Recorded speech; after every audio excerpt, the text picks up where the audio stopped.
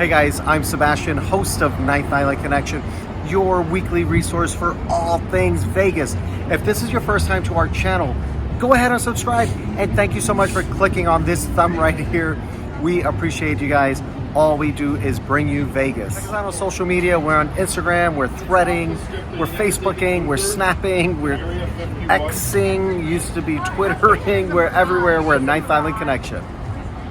Oh, before I forget, we go live every single Wednesday right here in Vegas. We bring you an update on what to expect that upcoming weekend. So we go live Wednesday. We bring you an update on what to expect Thursday, Friday, Saturday, Sunday, and Monday if it's a long weekend. And we're talking construction, traffic, brand new openings, if the VGK are in town, if the Las Vegas Aces are playing in town, everything going on that weekend so that you can have the best possible stay. We've attended so many shows, concerts, and events over the years, and honestly, each time is a learning experience. In this video, we're sharing everything that you need to know if you're attending an event in the entertainment capital of the world, Las Vegas. It's no secret that part of what made Vegas Vegas was the entertainment. That started decades ago, and the level of entertainment has grown by leaps and bounds. Of course, there's all of the small to medium-sized regular shows that are here all the time, like the comedians at Kimmel's Comedy Club, Carrot Top over at Luxor, which is the longest-running comedy show in Vegas. Magic shows like Piff at Flamingo. There's also the Conjurer's Cabin of Wonders over at the Orleans, which is a really great show. And musicals like Jersey Boys over at the Orleans. And of course, there's shows like Cirque du Soleil at Spiegelworld, and it wouldn't be Vegas without burlesque and the male performers like Magic Mike Live. In addition to these shows, there's all the music, concerts, residencies, and festivals that come throughout the year. Then, with all of this, there's the sports. This is the sports betting capital of the world, and we recently became home of the two-time WNBA champs, the Las Vegas Aces. We're also home to the Stanley Cup champion Las Vegas Golden Knights, who play over at T-Mobile Arena. And I tell you what, whether you're a hockey fan or not, it is definitely worth checking out a game here in Vegas because it's so much more than just hockey. I mean, we're the entertainment capital of the world, and you know they do it big. And of course, we have to talk about the Las Vegas Raiders. They're also the reason that Allegiant Stadium even exists. And soon to welcome a Major League Baseball team. That's going to be located where the Tropicana was. There's also professional volleyball, lacrosse, and minor league baseball and soccer. And it's just a matter of time before we have an NBA team. I always say there is something for everyone in Vegas, and that's one of the many reasons that we love this town. You have access to everything that I just mentioned, and we also welcome millions of tourists every single year. Just in 2023, over 40 million people visited Vegas. Now let's get to it, starting with the venues. Regardless of the venue, it is Vegas, so you know it's going to be extra. We definitely go big here. Now, nearly every casino on the Strip has at least one smaller showroom, and some, like Caesars, Resorts World, and the Wynn, to name a few, have larger theaters for bigger acts that come in. The smaller showrooms, however, are more intimate and truly provide a more intimate experience and typically better views. We love the Dolby Live at Park MGM, House of Blues at Mandalay Bay, and the Backed Theater at Planet Hollywood because there's really not a bad seat in the house. Now the larger arenas like MGM Grand, Michelob Ultra at Mandalay Bay, and of course T-Mobile have less of an intimate experience than the smaller venues, and you'll need to pay a lot more to get a better view in any of those arenas. Now, Allegiant Stadium is a beautiful stadium, especially for football. However, for music, this is definitely our least favorite because it's so big. Definitely want to pay a bit more to avoid seats in the 400 section, or you'll just be watching the screen the entire time. And be careful not to purchase obstructed view tickets, because that's going to land you on the side of the stage and you're probably not going to see the musician or the performer at all. Now let's talk about the Sphere. That's the newest venue. You guys know it. It's all over social media. Avoid the entrance area seats in the 100 section because that's going to be an obstructed view.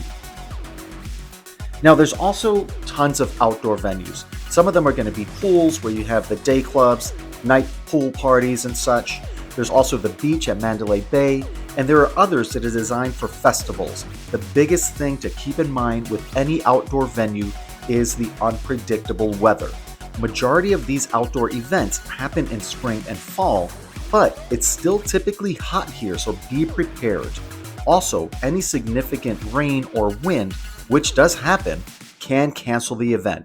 This happened just recently with the Lovers and Friends this past spring, and last year, When We Were Young was canceled due to wind. Speaking of canceled events, stay up to date and have a backup plan because these events can get canceled weeks, days, hours, or even minutes before the event is supposed to start. That's what happened with Lovers and Friends. They had like a 10-hour notice of the cancellation, so all of these people were already here and had really no other plans. Next, do your research on the policies of both the event venue as well as the show. For example, Dolby Live does allow cell phones, but Bruno Mars enforces locked phones during his show because he's the performer. His team has management over that. Typically, the ticket company does send a heads up in an email or text with this type of information, so be sure to read those emails. Some venues, like Allegiant Stadium, are cashless. However, most other venues accept both cash and cards, and for those, definitely have cash on hand. We have been to a few venues that had issues with their system and couldn't accept credit cards, so we had to use cash. We learned that the hard way the first time. Some venues like Allegiant Stadium and T-Mobile, as well as Michelob Ultra Arena, do have policies for limited-sized purses or bags. We didn't know this during our first event at Allegiant Stadium, and we saw tons of people walking back to throw their purse back in the hotel room or a car, or throwing them right in the trash like Christine did. Now, Allegiant Stadium does have lockers, but you know what? This is another expense and another line that you're going to have to stand in before and after. So be prepared. Just have a small bag or purse, or really just nothing at all. All you need is your ID, a credit card, and some cash. Of course, there's no outside food or beverage allowed because they want you to buy their expensive food and drinks, and it's going to be pricey. Expect to pay around $17 to $19 for one beer or seltzer, and of course, probably double that for cocktails. It is less expensive to purchase through the kiosk than a bar for beer, seltzer, water, or soda, since you don't have to tip. This does require you to swipe a credit card when you enter, and it automatically processes the transaction as you exit. These are much faster, but there is no food, no snacks in here. This is just for drinks. If you're looking to avoid this added expense, pre-game and grab a bite to eat beforehand. Some venues do have policies for clothing. They have dress codes, so be sure to look into that as well for your particular event. When it does come to what to wear, dress however you want, super casual, fancy, but be sure to wear comfortable shoes. You're going to be doing a lot of walking to and from the venue, and you're going to be on your feet, dancing or cheering, whatever it is. So make sure that they're comfortable. You don't want to be walking barefoot down Las Vegas Boulevard. It's disgusting. Let's talk about walking to events, transportation to events, however you're getting there. Now, for the smaller venues like the Flamingo Showroom, for example, not a big deal because it's right there off of the casino floor. But for larger festivals and venues like Allegiant Stadium or T-Mobile, it's definitely going to be a more time-consuming process getting there.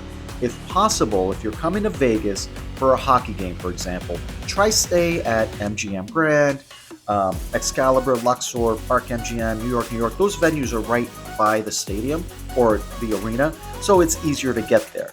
If you're going to be staying on the other end of the strip, like the Strat, for example, you're going to want to leave a couple hours beforehand because there's a lot of people going to the same event that you're going to. Now, let's talk getting to the event. There's the old-fashioned, what we used to refer to as foot patrol. That's just walking. We actually walked from Planet Hollywood to Allegiant Stadium and back because sadly, that was the fastest way. The roads were bumper to bumper and rideshare was up to 45 minutes and more expensive because there were a lot of events happening that weekend. There's also the free trams, the bus, and the monorail. Depending on where you're going, these can be less expensive, but take longer to get there. And then there's rideshare, which can be an absolute mess. For bigger events, just expect surge pricing and longer waits. We always check the price and wait times for both Uber, rideshare, and we check out the taxi situation. If you do take rideshare or taxi, you definitely want to allow plenty of time to get to the venue. Getting dropped off directly at the larger venue can also be a slow process. We also recommend dining somewhere right by the venue so that you're already there and you have plenty of time to get into the event. Now, last but not least, leaving the event. This is like when you land in Vegas on a Saturday night. You're gonna have to be patient. It's gonna be super crowded and everybody's trying to get out at the same time. You know, the people standing in the aisle when the plane, like the seatbelt light just came off. That's what it's gonna be like when you're leaving. So be patient. It's gonna be longer for rideshare and taxis, and it's definitely gonna be expensive. So be prepared and again, be patient.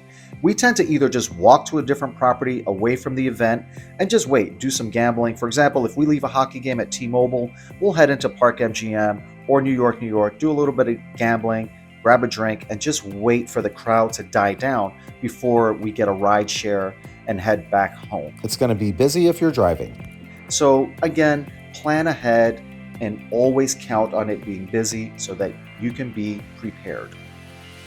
That's a wrap on this one, guys. And as always, we want to hear from you. What is some advice that you can give to someone that's never attended an event here in Vegas? Share your experience in the comments below. And also let us know if you're coming to an event here in Vegas. What are you coming for? What are your thoughts? And again, don't forget to like, subscribe to our channel if you're not already. I mean, all we do is bring you Vegas, and that's why you're watching this right now. Also, check out the description below so that you can see how you can watch our television show wherever you are.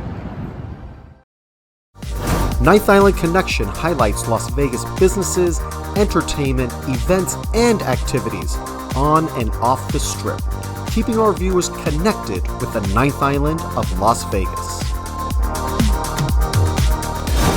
From local mom and pop restaurants to those owned and operated by top chefs, from kitchen action to the inspiration behind the dishes, we deliver the culinary creations of Vegas.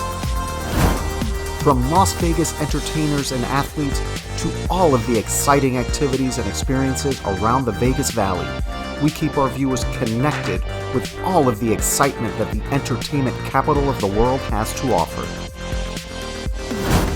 Of course, we can't forget about the casinos that make Vegas, Vegas, with exclusive tours of the incredible amenities and beautiful accommodations, getting right in the heart of the casino floor action and entertainment, as well as interviews with casino owners, CEOs, GMs, and executive chefs. We bring the Las Vegas Casino into our viewers' homes.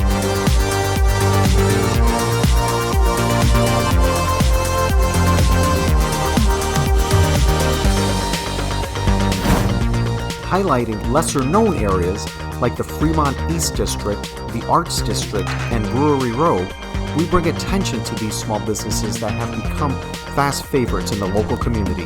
We bring our viewers a complete Vegas experience. We also invite our viewers along as we venture into the great outdoors of the Las Vegas Valley, sharing short road trips, hikes, and the unique sights found in the Mojave Desert. Great people, great stories, great connections, only on Ninth Island Connection.